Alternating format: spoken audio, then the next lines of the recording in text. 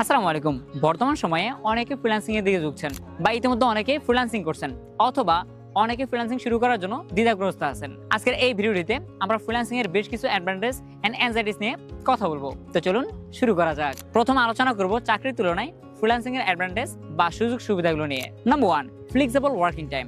আপনি ফ্রিল্যান্সিং এ কখন কাজ করবেন, কতক্ষণ কাজ করবেন সবকিছুই আপনার হাতে। Number 2, work from anywhere. বাসা, বাড়ি, গ্রাম বা শহর কিংবা ভ্রমণে থেকেও কাজ করা সম্ভব। নাম্বার 3, বি ইউর ওন বস। এখানে কোনো বসের চাপ নেই বা অফিস পলিটিক্স নেই।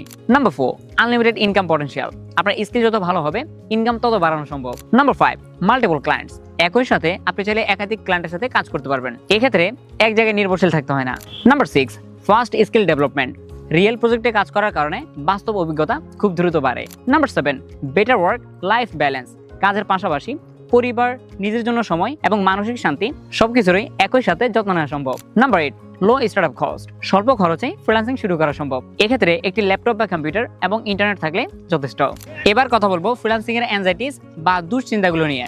Number 1, irregular income. ফ্রিল্যান্সিং এ সব সময় আয় থাকে না, কোনো মাসে বেশি তো কোনো মাসে কমে যেতে পারে। Number 2, client hunting stretch. Freelancing এ নিয়মিত কাজের নিশ্চয়তা নেই, কাজ শেষ হলে আবার নতুন ক্লায়েন্ট খুঁজতে হয়। Number 3, late or no payment. কিছু ক্লায়েন্ট সময় মতো পেমেন্ট দেয় না, আবার কখনো কাজ শেষ করার পরও পেমেন্ট না পাওয়ার ঝুঁকি থাকে।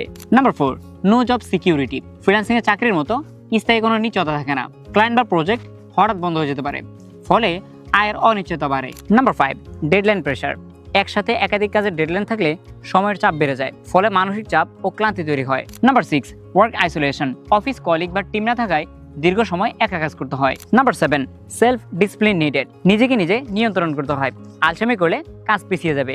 এখন সংক্ষিপ্তভাবে ফ্রিল্যান্সিং অ্যানজাইটি কমানোর জন্য কিছু উপায় বলে দিচ্ছি। ইমার্জেন্সি ফান্ড রাখুন, মাল্টিপল ক্লায়েন্টের সাথে কাজ করুন, কাজ নেওয়ার আগে অ্যাডভান্স পেমেন্ট নিয়ে নিন, নতুন নতুন স্কিল শিখুন, প্রপারলি টাইম ম্যানেজমেন্ট করুন এবং নিজের স্বাস্থ্য ও বিশ্রামের দিকে খেয়াল রাখুন। সবশেষে বলবো ফ্রিল্যান্সিং মানে শুধু স্বাধীন পেশা নয়, এর সাথে অনেকগুলো দায়িত্ব রয়েছে। সঠিক পরিকল্পনা, ধৈর্য এবং নিয়মিত চেষ্টা থাকলে ফ্রিল্যান্সিং হতে পারে একটি সুন্দর ও টেকসই ক্যারিয়ার। ভিডিওটি আপনাদের কাছে কেমন লাগলো অবশ্যই কমেন্টস করে জানাবেন। আপনাদের সাথে দেখা হচ্ছে নতুন কোনো ভিডিওতে। আজকের জন্য আল্লাহ হাফেজ।